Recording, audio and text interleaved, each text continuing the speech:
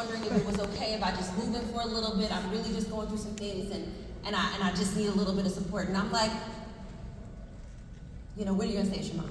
I'm like, sure, Mom, move into my best life. So my mom moves into my home. A couple of months after that, I'm actually on stage in Nassau, Bahamas, and I'm delivering a speech, and I'm about an hour from delivering the speech, and I get a phone call from my mom. And she's calling on behalf of my younger sister, and she says, hey, Stacy, we know that you're there working, in the Bahamas, and you're on stage doing your thing, but we're all here at your 3-story, 4-bedroom, 1.5 bath downtown duplex, and Sabrina and the girls are going through some things, so is it okay if Brina and the girls move in? It'll just be for a little while. They just need a little bit of support. And I'm in the Bahamas. They're like beaches and stuff, and so I'm like, okay, Mom, sure, Brina and the girls can move in. So my younger sister and my 4 nieces move into my home. A couple of months after that, my second oldest sister, she gives me a call and she's like, look, Stacy, I know that everybody is at your 3-story, 4-bedroom, 1.5 bath downtown duplex, but me and the girls, we really have nowhere to go. And if we could just come for a little bit, we just don't have anywhere to go. And I said, Stephanie, absolutely, you can come. Just move in the girls. So my second oldest sister and my 3 nieces move into my home. Just before Thanksgiving, my dad calls. And he says, hey daughter, normally in the wintertime I stay with Brina, but I was talking to your mom and she said that everybody's at your 3-story, 4-bedroom, 1.5 bath downtown duplex and nobody's in the basement.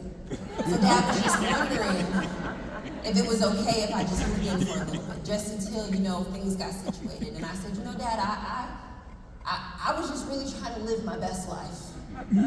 But sure, Dad, you can move in.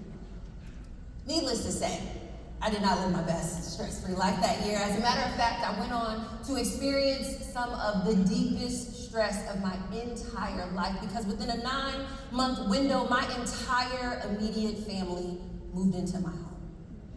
That would be my 7 nieces, my 3 adult sisters, my biological mom and dad who have not lived together since I was 6 years old.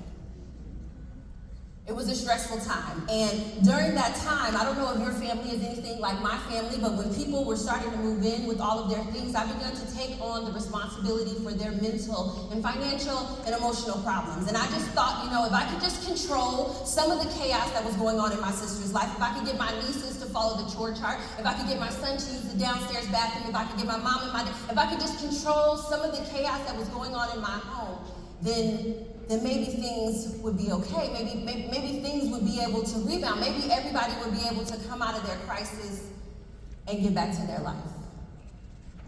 And as you can imagine, that did not work. And what happened is, while I was trying to control for all of the circumstances of my family member, I didn't realize that I was actually leaking the power that I once had to manage my own life.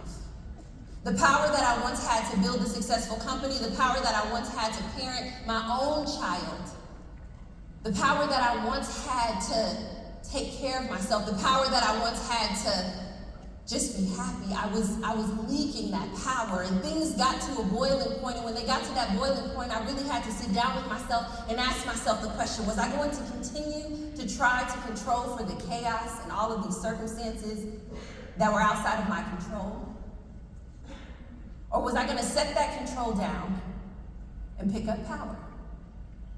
And what I reluctantly decided to do, because I am a reformed control freak, was to set down the control and pick up the power. And when I picked up that power, I started to rebound in my life, and I started to rebuild my company, and I started to travel again, and I started to get on stage and speak to people. And one of the things that I noticed among the people that I spoke to is that we like to control things. I thought it was just me, but I found no matter the country that I went to, the stage that I spoke to, the industry that I was talking to, we like to control things. And we like to control because we feel like if we can control what and how, then we will know when